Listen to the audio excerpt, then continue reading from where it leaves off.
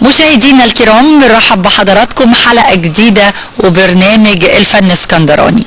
زي ما عودناكم مشاهدينا الكرام، برنامج الفن اسكندراني بيتكلم عن الفن بشكل بأنواعه وبأشكاله، وبنقول دايما ان خرج من عباءة مدينة الاسكندرية الكثير والعديد من الفنون في شتى المجالات، سواء كانت الفنون في مجال التمثيل، في مجال الغناء الطربي، في مجال الشعر، في عدة مجالات. مدينة الاسكندرية بحرها والإلهام قصاد بحر مدينة الاسكندرية بيشعر الفنان بقيمة الفن وقيمة الجمال.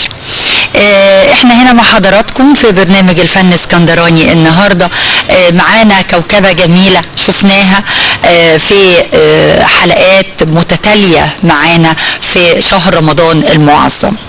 الحقيقة شهر رمضان المعظم كان مليان بالكثير والعديد من الفنون المختلفة، مش بس فن الغناء لكن كمان كان معانا تمثيل رائع وجميل ودراما جميلة اتعرضت في شهر رمضان ونالت على استحسان الكثير من الجمهور.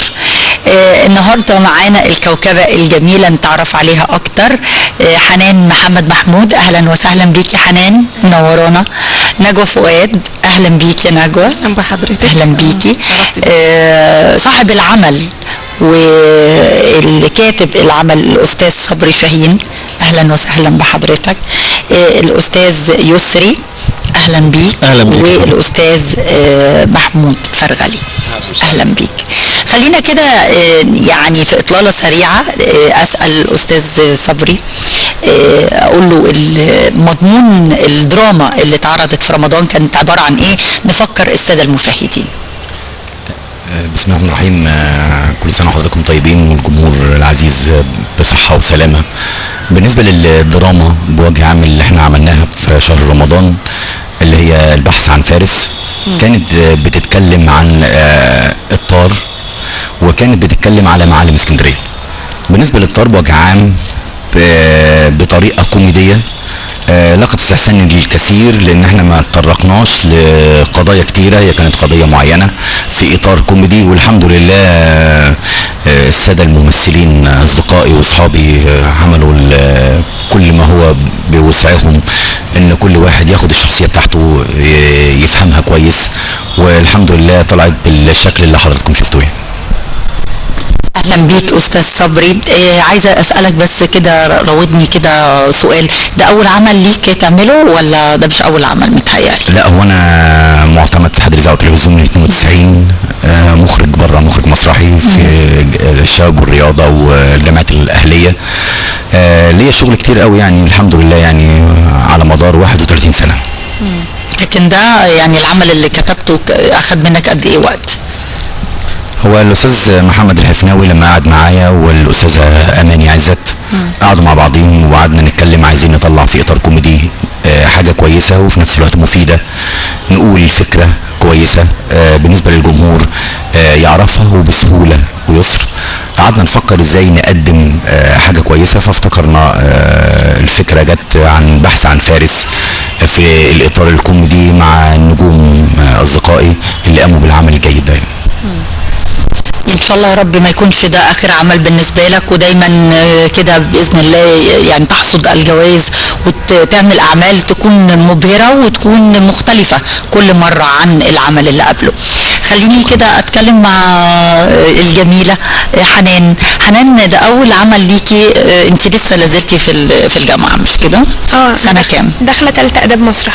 اداب مسرح، يعني ده المجال التخصص بتاعك التمثيل.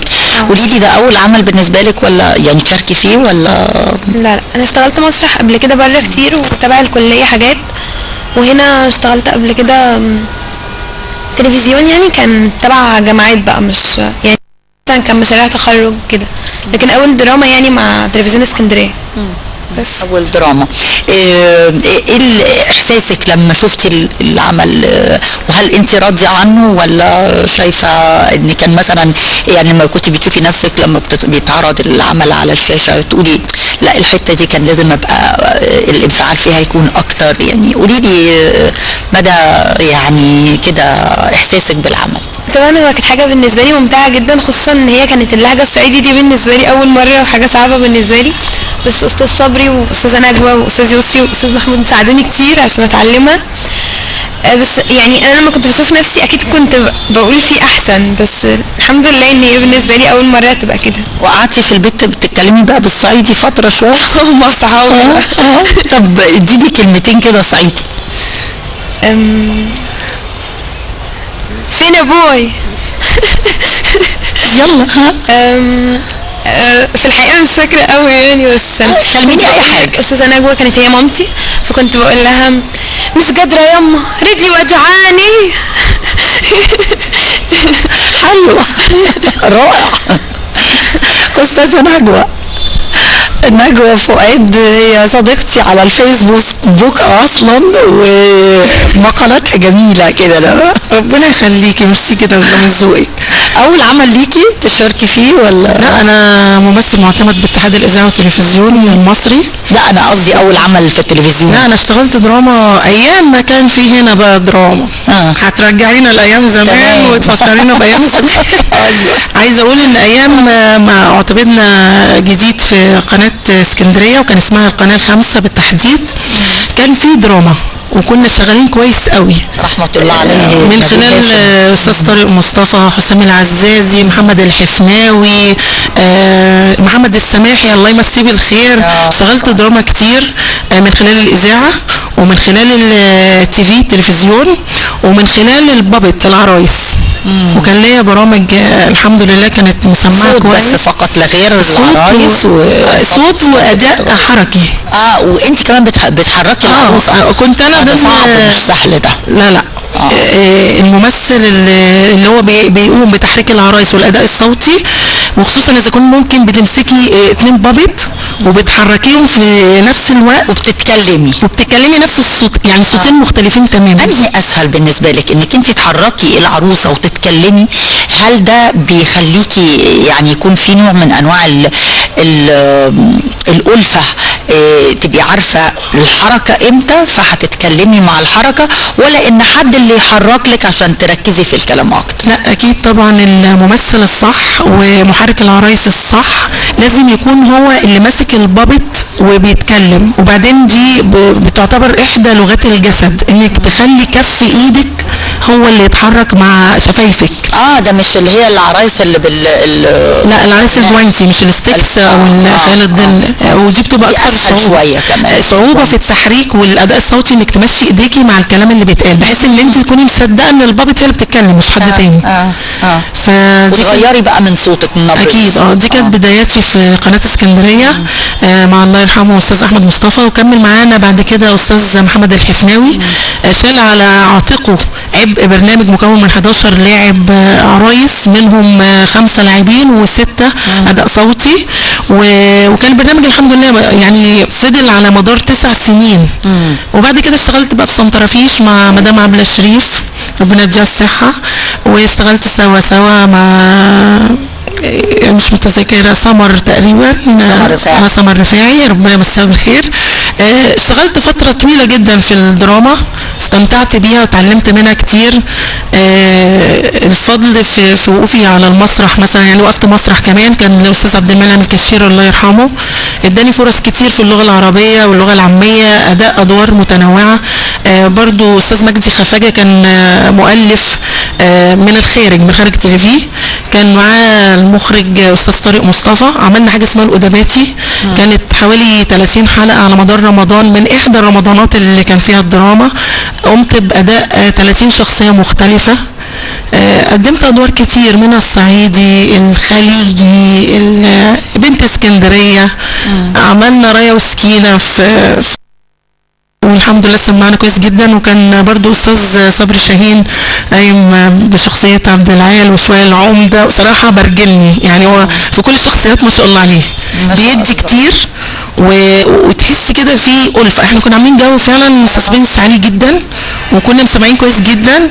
وطبعا كان ترشيح من الاستاذه نائله فاروق، وشنا كان حلو عليها، هي اترقت ربنا كرمها وبقت نائب رئيس القنوات المحروسه الاقليميه.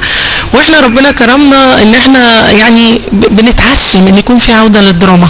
اكيد. ويعني انا نفسي فعلا الدراما ترجع تاني لاسكندريه بشكل اقوى من الاول، لان احنا فعلا عندنا طفرات وعندنا فنانين كتير جدا. عايزين بقى مسحه للغبار من عليهم كده عشان الناس دي تبان. زي ما حضرتك قلتي اسكندريه ولاده، اسكندريه فيها كتير، فحرام ان احنا نكون مقتصرين على العاصمه فقط. احنا في يوم من الايام كنا هنا عاصمه. اسكندريه تعتبر باريس جمهوريه مصر العربيه، فحرام ان باريس دي تكون محرومه من الفن، محرومه ان هي تبين الطفرات اللي فيها والناس الموهوبه اللي فيها.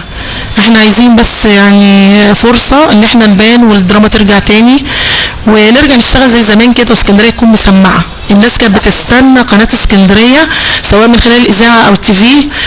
عايزين ده يرجع تاني وبقوه. عندك حق فعلا، مدينه الاسكندريه كانت باريس زمان خالص، يعني من قبل يعني تلفزيون اسكندريه، قناه الاسكندريه حاجه، واسكندريه نفسها كانت باريس الشرق، لان الموضه كانت بتنزل فيها قبل ما بتنزل باريس نفسها، لان اسكندريه مدينه الكوزموبوليتان متعدده الثقافات والجنسيات. اكيد طبعا. وكمان احب اضيف ان في العمل اللي عملناه في رمضان السنه دي من خلال برنامج المولد وصاحبه، واللي كنت حضرتك بتقدميه طبعا، كنت منوره الشاشه، وكانت كل اللقاءات ممتعه وجميله، واستعرضت جزء من الفن السكندري الجميل الاصيل، اصيل المنبت والنشأة. ان الاستاذ صبري يعني حاول جاهدا فعلا من خلال النص اللي احنا كنا تقريبا بنحفظه قبل التصوير مباشره، يعني بدقائق معدوده، ان هو يستعرض اسكندريه في ملامح سريعه. ان احنا نتكلم عن معالمها، نتكلم عن اخلاق ناسها، عن حلاوتها، عن هدوءها، في ان اسره من الصعيد جايه تبحث عن فارس، اللي هو جاي هنا عشان خايف من الطار. وبرده بنحل مشكله الطار في الموضوع، ان احنا بندفع الديه، وان احنا بنوضح ان مش كل حلول الطار بالدم او لا، في دفع ديه وفي تسامح وفي تصالح بين الناس، والمفروض دي الروح اللي تكون سائده. ده اللي احنا تعرضنا له من خلال البحث عن فارس. انا كنت سعيده جدا بالعمل، واستمتعت جدا باداء الشخصيه الصعيديه، واستمتعت اكتر بضربه الراس لاستاذ الروسية صح. استاذ يسري عزيز، شفناك وانت بتقول فكوني فكوني، ايوه ربطوني، ايوه، وعايز 10 يربطوني، عايز 10 يربطوني، وفي الاخر ما بعرفش افك نفسي. انا مش بعرف افك نفسي. هو واللهجه الصعيدي والشنب، الشنب ده انا كنت فاكراها حاجه مستعاره، يعني انت مركبه. انا عامله عموله. ده انت عامله عموله عشان الزبون. يعني انت مربيه عشان خاطر العمل؟ لا هو ولا انت بس انا في الاصل صعيدي يعني. والله يعني مش حاجه غريبه بقى. لا. يعني انت يعني جالك دور اللي هو يعني متفصل مثلا، متفصل عليه. الاستاذ صبري كاتبه بشكل كويس، وهو البحث عن فارس. احنا ليه اتعملت من الاستاذ صبري باللهجه الصعيدي؟ اللهجه شويه مش عاديه، بتبقى قريبه من الناس قوي، والناس حابه تسمعها، فدي كانت نقطه كويسه.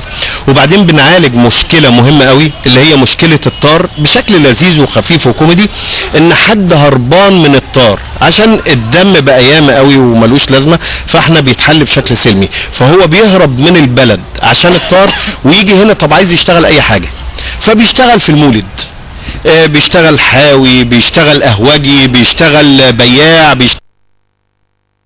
احنا هنا بنتكلم عن نقطة الطار لان احنا ضد الطار اساسا وضد الدم، ولكن في نفس الوقت بنتكلم على اساس ان احنا بقى في اسكندرية بنتكلم على جمال اسكندرية ومعالم اسكندرية الحلوة وطبيعة اسكندرية.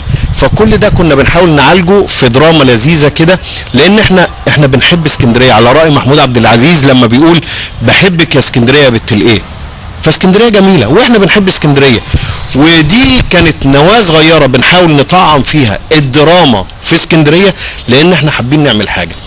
عندنا بالنسبه لنا هنا مفيش مسرح بقى في اسكندريه، المسارح كلها اتهدت، ودي ازمه عندنا كبيره قوي، اسمحوا لي يعني نتكلم فيها حتى لو بعيد عننا شويه. فاحنا اسكندريه جميله قوي زي ما بيقولوا اسكندريه ماريه وولاده لفنانين كتير قوي، وفيها فنانين كتير زي ما الزملاء قالوا وحضرتك قلتي. فاحنا الاساس بتاعنا هنا عايزين نرجع بقى زي الاول، عايزين نحط نواه للدراما بتاعتنا. عندنا فنانين كتير قوي، هنا منفس لينا، وقناه اسكندريه دمها خفيف قوي، فعايزين جدا.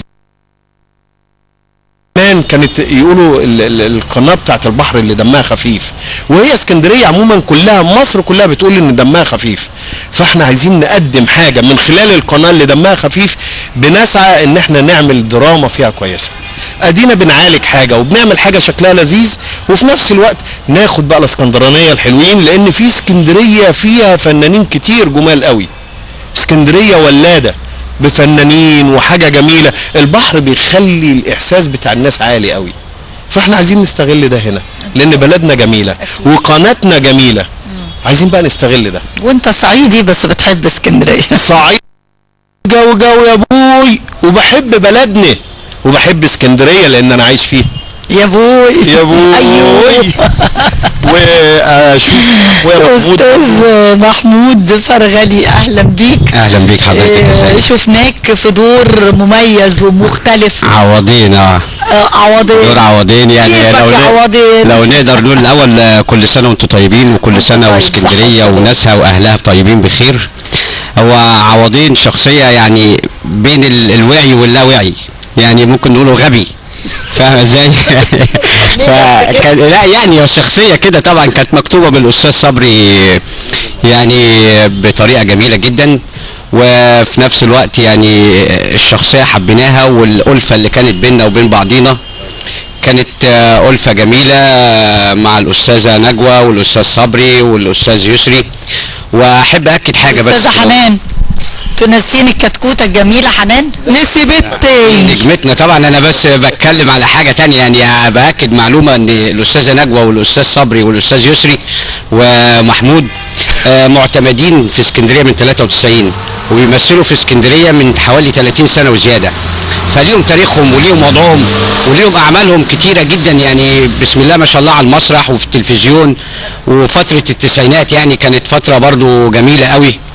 فبالنسبه للعمل بتاعنا اللي هو عملناه في رمضان اللي فات دوت، يعني كان عمل مميز فيه حته من الكوميديا والفكاهه والمعنى اللي يوصل برضو زي ما قال الاستاذ يسري والاستاذ صبري، الطار والناس اللي هي برضو عندها حب الدم وبتاع، وده مرفوض طبعا على بالنسبه لاسكندريه كلها وبالنسبه للصعيد او بالنسبه للناس.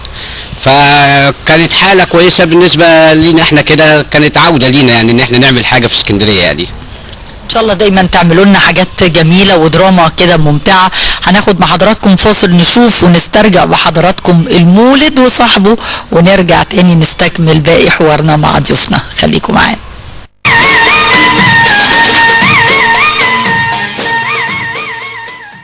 بالراحة يا خال، بالراحة عليا يا خال. ايه انت متأكد ان هو خال فارس والعم موجود هناك؟ ايوه يا اخي، الاخباريه اللي جات لي قالوا لي ان هو في المولد. ايوه بس انا شايف المولد ده زحمة قوي. ما هو زحمة وما وانت قال مش هتعرف لعمك يا اخي. عارفة بس نسيم. نسيم ايه؟ ايه دي؟ يخرب بيتك. استنى بس، تعالى وهنشوف الموضوع. يلا بينا. جرب يا اللي بعيد. فارس عضلات فتوة المولد كله. انا عايز 10 يكتفوني وبعون الله انا افك روحي. امال ايه؟ جرب يا اللي بعيد، جرب يا اللي بعيد والحبه اهو. تعالى وجرب وكتف. ايوه هاني بعون الله كتفك ما تقدرش تفك روحك ابدا. تقول ايه دي عوضيه؟ لا ده خالي اللي من اوروبا. لا فين الحبل فين؟ يه واحد انا هوريك. 4 يكتفوني، 6 يكتفوني على مهليك. انت راجل تتنسى. يا عم على مهليك اهو انا هوريك. ماشي شوف نفسك بقى. ايوه قول لي يا خالد النبي هتضحك على ايه؟ انت ما تعرفش مين يا؟ لا ما اعرفهاش. ده ولد عمك اللي هربان مني ليه؟ يا راجل وارث ولد عمي حبيبي.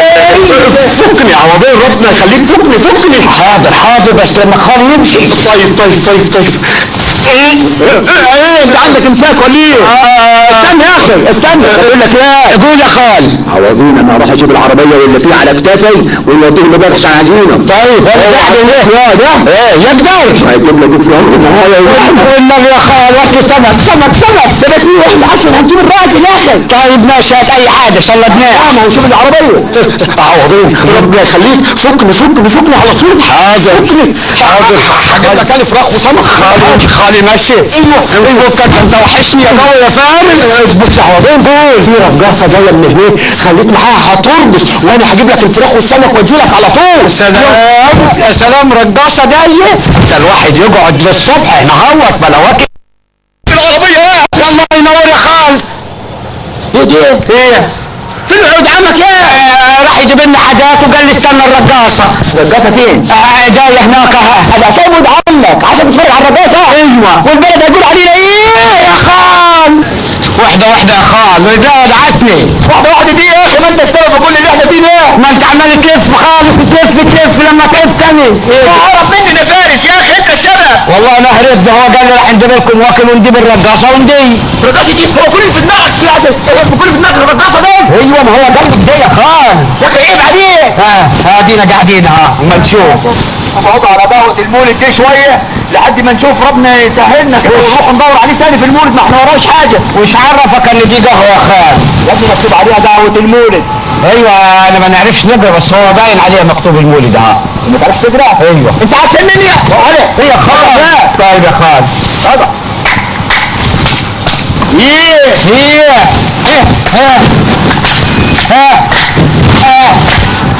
احنا كده مفيش دلوقتي يا اخي. يوه يا خال. انت يا راجل. ايوه انا جاي اهو. طلباتك يا عمده يا بلديني. تعال هات لنا يا سيدي سحلب يا ابني. سحلب الدنيا حر نار. انا ما اشربش الشاي. انا ما اشربش الشاي. ايه يا خال؟ ازيك يا خال؟ اقعد ايه مين ده يا خال؟ ما تعرفوش؟ لا ما تعرفوش؟ لا مين ده؟ ده ولد عمك يا فارس. يا سلام يا فارس. ازيك يا عوضين؟ فينك يا فارس؟ اهو يا عوضين انت وحشت جو يا عوضين. زعلان منك يا فارس. ما تقدرش يا عوضين. كل الرقاصه جايه وتوقفني. ايه ما احترمتش يا عوضين. صح؟ ايه امال ايه انا هضحك. ده انت حبيبي يا عوضين. ربنا يخليك ده انت حبيبي يا عوضين. ازاي؟ ده انت خالي يا خال. لا انا زعلان منك. ما اقدرش يا خال. انا زعلان. هو انا ما اقدرش على زعلك يا خال. وانا ما نقدرش كمان. ما هو ما مشيتش يا خال. امال ايه؟ انا قلت اعمل معاكم من واجب. ايوه ده انتوا جايين من سفر لازم اشوف لكم لقمه حلوه هدمه حلوه حاجه حلوه رقصه حلوه يعني حاجه حلوه كده. هي كده. وبعدين جبت لكم السمك وجبت لكم الفراخ وجيت. الله ما لقيتكوش يا خال. انت احنا كنا واقفين مستنيينك يا اخي. لا ما انا لما جيت ما لقيتكمش يا خال. ايوه خال استعدل ومشي. ده انت خال يا خال. لا خلاص انا معلش اصل انا تعبان يا اخي وعمال ادور عليك بقالي بتاع جمعتين اهو. حقك عليا يا خال. ده انت خال يا خال. حبيبي يا خال. وانت عوضين. حبيبي يا خال. حبيبي يا عوضين. من دوري خال الرقاص. دوري كنا هنلعب سوا واحنا صغيرين. ايه امال ايه؟ بقول لك ايه؟ ايه يا جو يلا بقى دلوقتي اشرب لنا كوبايتين الشاي دول عيني، وناخد بعضينا نروح البلد ونقول لهم فارس اهو. من عينيا الاثنين طبعا. بس انا عندي حاجه عايز اقولها يا خال.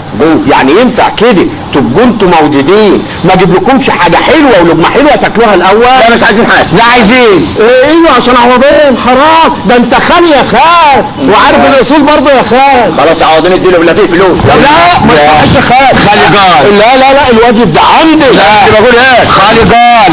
خلاص انت الخال يا خال. ايوه الله يرضى عليك. ده انت خال يا خال. 10 جنيه ها، فرختين وسمك. ايوه فرختين وسمك. ايوه يا بو هجيب بيها كتكوت. يا اخي ايوه ماشي يا خال. ما تغيبش علينا. هو انتوا ما تمشوش من هنا قاعدين والرقاصه. ايوه امال ايه؟ مع السلامه. ده انت خال يا خال. سلام يا خال. يا سلام شفناه. ايوه فرحان عايزين الرقاصه. صدق يا اخي ان الواد ده ظلمناه. ليه يا ظلمناه يا خال؟ اصل احنا وقفنا شويه صغيرين ومشينا. ما انت اللي استعجلت.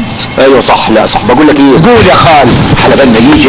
ايوه نعزين شويه كده. والنبي ضربنا بعدين. يا ريت.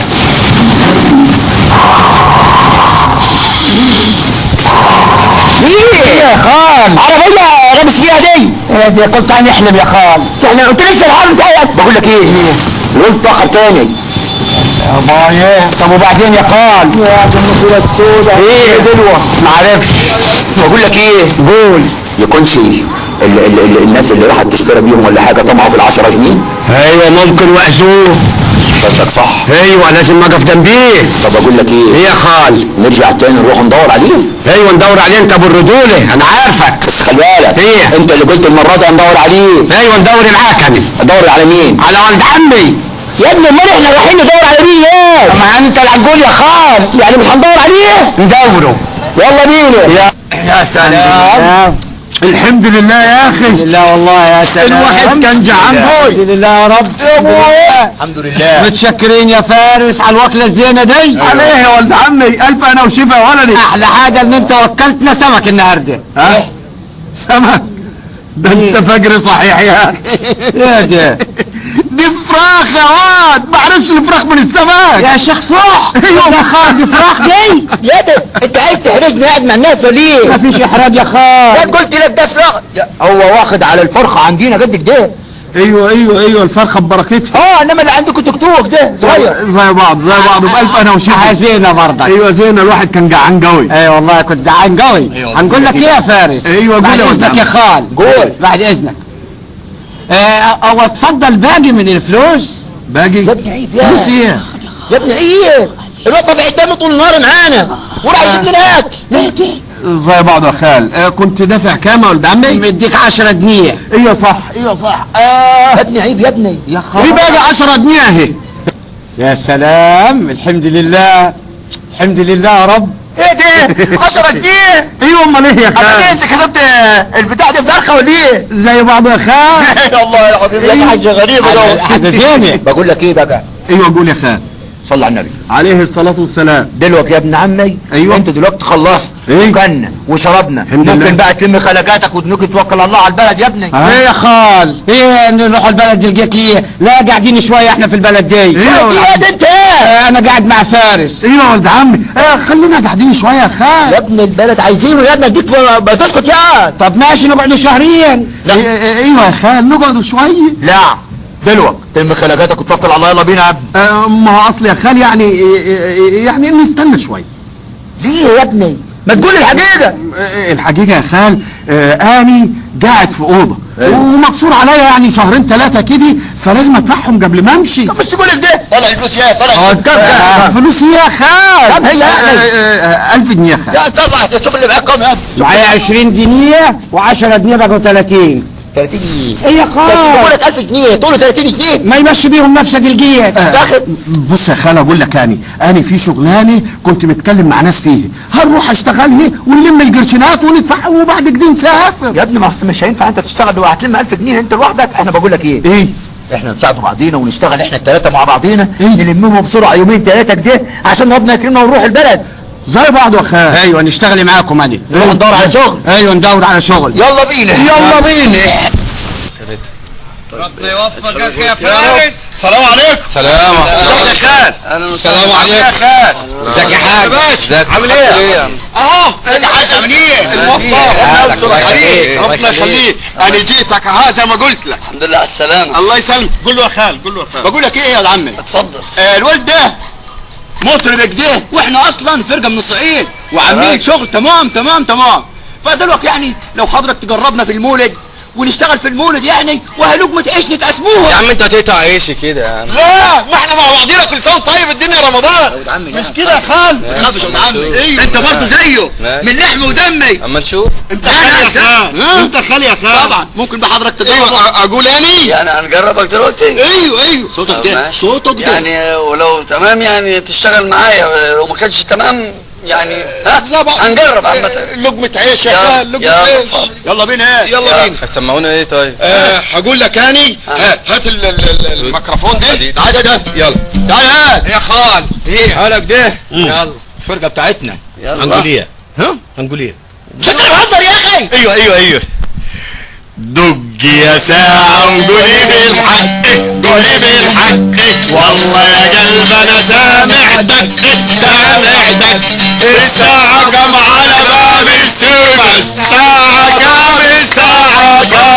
دق يا ساعة وقولي بالحق، قولي بالحق، قولي بالحق، انا سامع بالحق، قولي بالحق، قولي بالحق، كم على باب السيمة؟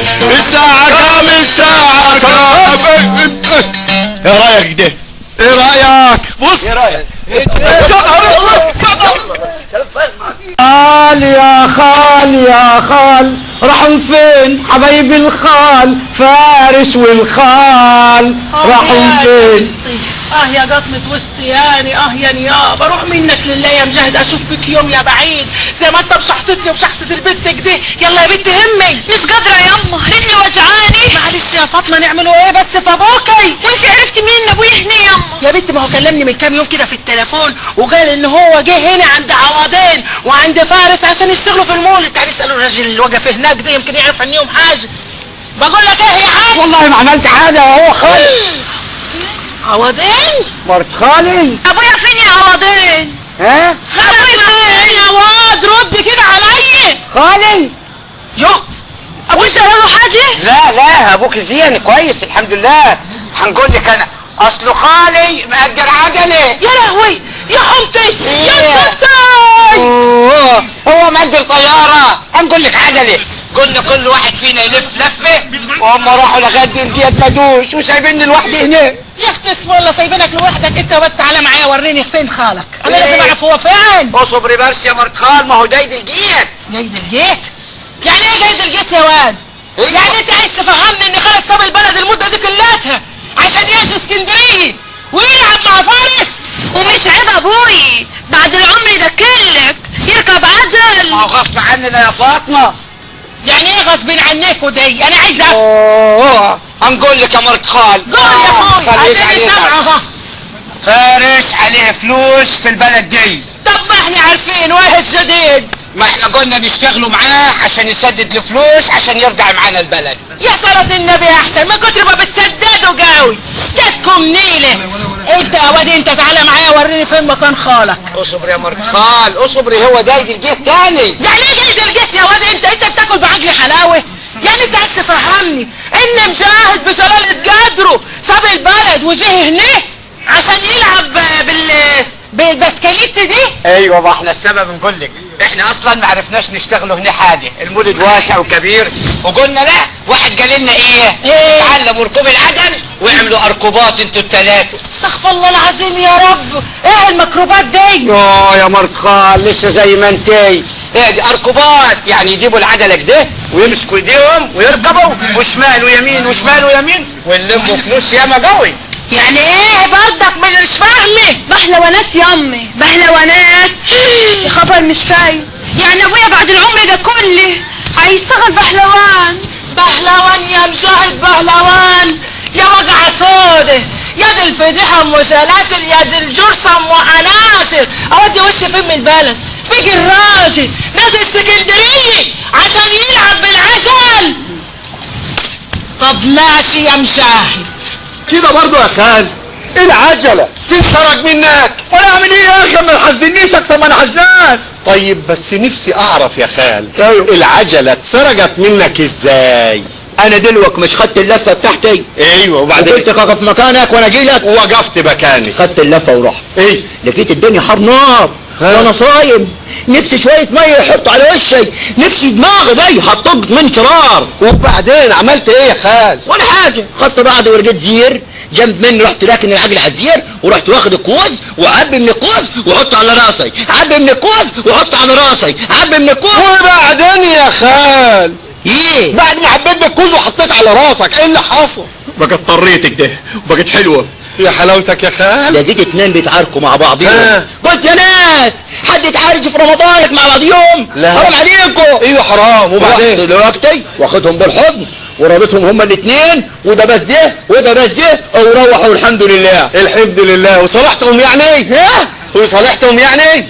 يا ده النصيبه السوداء، يا ده النصيبه السوداء. ما انا بقول لك ليه يعني؟ ما انا رضيتهم ايه؟ ماشي يا خال. وبعد كده عملت ايه يا خال؟ بس رجعت بقى عشان اخد العجله اللي جنب الزير. لقيت الزير وما لقيتش العجله. نعم يا خال. يا حلاوتك يا خال، يعني انت سلكت الخناقه وهم سلكوا العجله. ايوه يا حلاوتك يا خال، ده انت خال يا خال. طب قول لي اعمل ايه دلوقتي؟ يعني بدل ما نسد اللي علينا ندين اكتر واكتر. يا ملت بختيان، يا نهار طيناني، جبتك يا عبد المعين تعني، لقيتك يا عبد المعين عايز تتعاد. خلاص يا فارس خلاص. خلاص هعمل ايه بس يا خال؟ بقول لك ايه؟ انا اتعدت من عجل ومش عايز العب الاركوبات دي. يا خال ايه يا خال؟ دي غيبة ايه؟ كنت فين؟ غيبة ايه؟ دي مش غيبة يا عوضين، دي خيبة. غيبة ايه؟ دي مش غيبة، دي خيبة وخيبة تقيلة كمان. اسكت يا خال. ايه؟ اسكت يا فارس. خيب. دي مش خيبة، دي غيبة. لا دي خيبة يا اخويا، وخيبة تقيلة كمان. خلاص خيبة تقيلة كمان. ما تزعلش خلاص. يا خال. ايه يا خال. هتخش الحمام؟ نهار طين يا خال. مالك ايه؟ نهار اسود يا خال. الله. نهار ربع يا خال. كل ده عشان العجله اتسرقت؟ مش عشان العجلة يا خال. امال ايه؟ مالكم في ايه؟ مالك يا تقول؟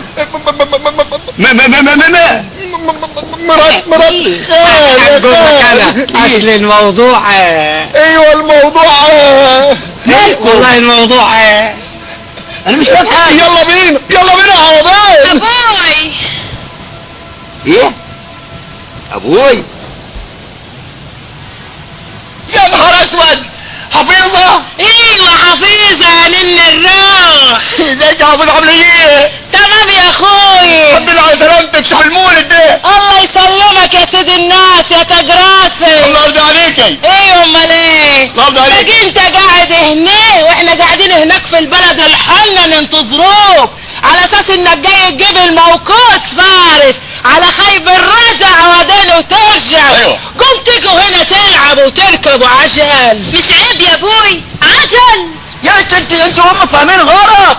لو النبي صحيح فاهمين غلط. ايوه. احنا مش طلعنا فاهمين غلط يا صاحبي. يا شيخة مش لازم تفهمي. ما انت عمرك ما تغلط يا سيد الناس. طبعا يا بنت. ايوه يا اخوي. طبعا يا حبيبي. احنا اللي غلطانين. ايوه. صح يا اختي. أيوة. صح. احنا اللي غلطانين يا اخوي. وغلط بغلط يا سيد الناس. أيوة. خد دي. هدي روحك يا خال. هدي روحك. معلش يا خال، دي مرات خالي غلباني وانت الكبير برضه يا خال. ده انت خالي يا خال. يا خال اسمع اللي هنقول لك عليه. الحل الوحيد تاخد مرت خالي وتأجري لها عجلة. وهنشوف فارس بس نقول له على حاجة. هو هيراضيها ليه يا فارس؟ نعم. يا نهار طيني، يا نهار روبي. ايه؟ عوضين انت معانا يا عوضين؟ ايوه معاكم. اسكت يا عوضين اسكت. خلاص ما بتكلمش خالص يا فارس. فارس يا فارس. يا فارس يا ابني انا ما عملتلهاش حاجه. معلش يا خال، انت الكبير برضه يا خال وقلبك ابيض. امال ايه؟ معلش مرات خالي غلباني. ده انت خالي يا خال. تعالي بقى يا يما. اوعى يا بنت سيبيه. يما ده ابويا غلبانه بيحبك يما. لا مش عايزه اروح له. يعني هو ليه من غيرك؟ تعالي بس يما. اوعى يا بنتي. امي هي ابوي. ايه ايوه يا خال. حفيظه يا نعمان. بقولك ايه ايه زيك زعلانه مني؟ ايوه لازم ازعل بعد كل اللي عملته ده. خلاص تزعليش مني، حقك عليا. لا ممكن ابدا. معلش يا مرت خالي معلش. لا المسامح كريم يا مرت خالي. قلنا لا. معلش يا مرت خالي، عايزين نفرح بقى يا مرت خالي. ايوه بقى يما. ايوه بقى يما. ايوه بقى يما. جت موت. يا مالك يا مرت خلصي صالح خالي ها. بقولك ايه يا نعمين. تعالى اقول لك على حاجه.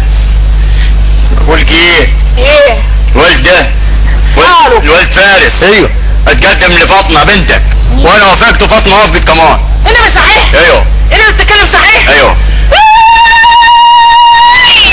يا الف نهار ابيض، يا الف نهار مبروك. فارس ابننا هياخد فاطمه بنتنا، اجله هيحطها في عينيه. أيوة. ويضلل عليها برموشه.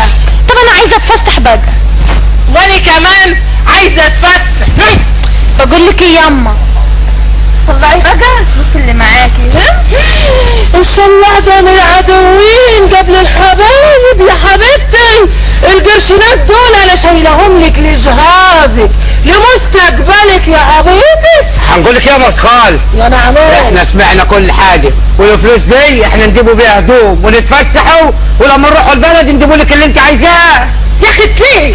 اقول لك يا مرت خالي، احنا ان شاء الله كل حاجه موجوده، انت بس ريحي روحك عشان نتفسحوا بنفس. امال ايه؟ ايوه نتفسحوا بنفس. امال ايه؟ عشان تبقى الفرحه فرحتين. ايوه كل بعقلي حلاوه، فرحه فرحتين والقرشنات تروح. بقول لك فارس وانا لابس لبس زي بتوع البندر كده. وانا زيك برضه يا خال. وانا كمان. ايوه ايه ده؟ اسم الله والحارس الله. لا هو انتوا جايين هنا تتبندروا وتتفرجوا على حسابي؟ انا قبلهم يا فارس. وماله يا مرت خالي؟ ايوه كله زين. يبقى احنا دلوقتي ناخد بعضينا نشتروا لنا هدمتين وبعد كده نتفسح. يلا بينا. يلا بينا. اخلعاني لا اخلعاني. وتشكرين جو يا خال، والله ربنا يكرمك وتروح الحج. جبت لي شويه هدوم زينك دهوت وحاجات منونه. تعالي يا حفيظه. زي القمر. ايه ايه يا خال ازيك؟ ازيك يا عوضين؟ ايه الحلاوه دي يا الله يخليك ده خيرك. يا سلام، ده انت بقيت انسان يا. ايوه انا كنت يا زمان يعني.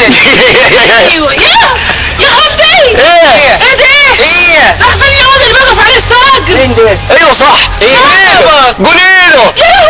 ايه هو انت كمان شربك راح فين؟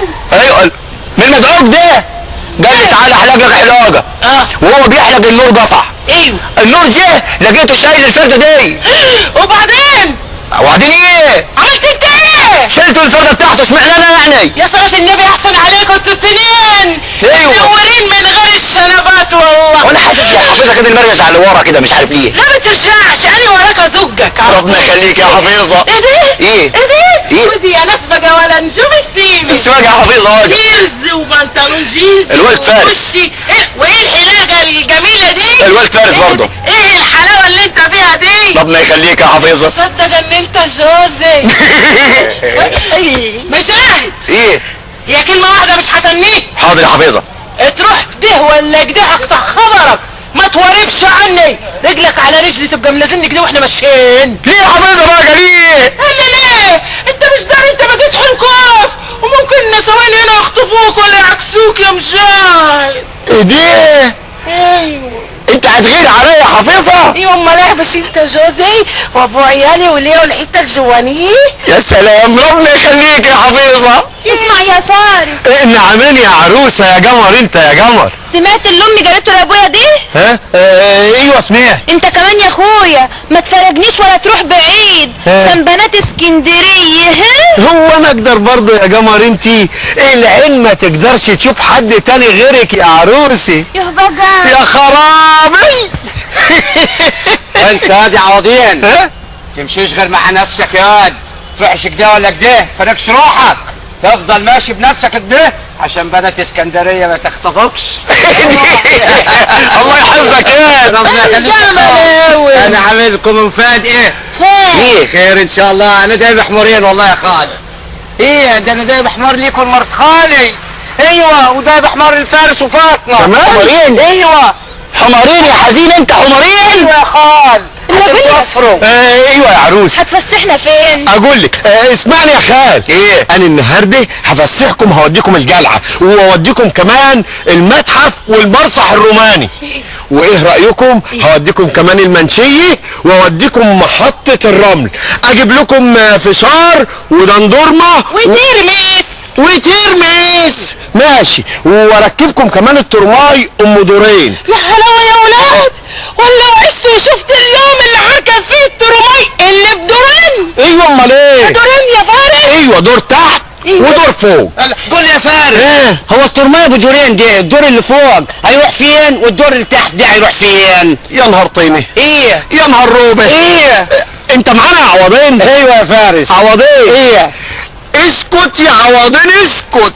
طب والبحر؟ ايوه البحر بقى يا خال. هنروحوا في اخر النهار عشان تكون الشمس غابت والجو بقى حلو. ايه الحلاوه دي كلها يا ناس؟ انا ما قدرش على كده. انا بقول بقى بدام الموضوع بقى كده كلنا بقى نتكلوا على بركه الله. يلا بينا يلا بينا. ايه يا فارس؟ ايه يا خال؟ ده يا عوضين. ايه يا خال؟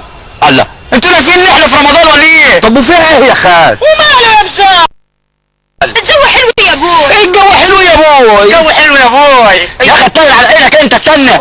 يا جماعة هو في احسن من الفسح في اسكندرية الا بعد الفطار؟ وماله نتفسح بعد الفطار يا خال. ايه يعني وماله؟ ايه هو ده؟ والترماي ابو دورين دي هستنانا لغايه بعد الفطار. هيستنى يا عوضين. انت تسكت ساكت يا وادي انت. حاضر. ايوه حاضر يا وتاخد بطال. بعضك كده وتلم روحك من السكات كده وتروح تشوف لنا هنفطر وايه وتجيبه. ايوه صحيح. وتجيب تمر هندي. لنا كمان عرق سوس واي خروبيات. ايه عايزه الكركتيه؟ ايوه الكركتيه بتاعها عشان الضغط. حاضر نجيب لك كركتيه. يلا يا فارس يا عوضين. ايه؟ ناخد فارس معايا. ايه؟ ناخد فارس. ده كل حاجات في كيسه واحده. ما هو عارف كل حاجه هنا يا خال.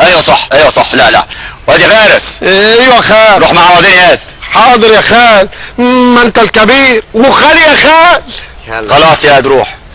ها وهي الحاجات دي كلها يا خال ها مش تعمل برضه 10 جنيه؟ ايه؟ ايوه 10 جنيه.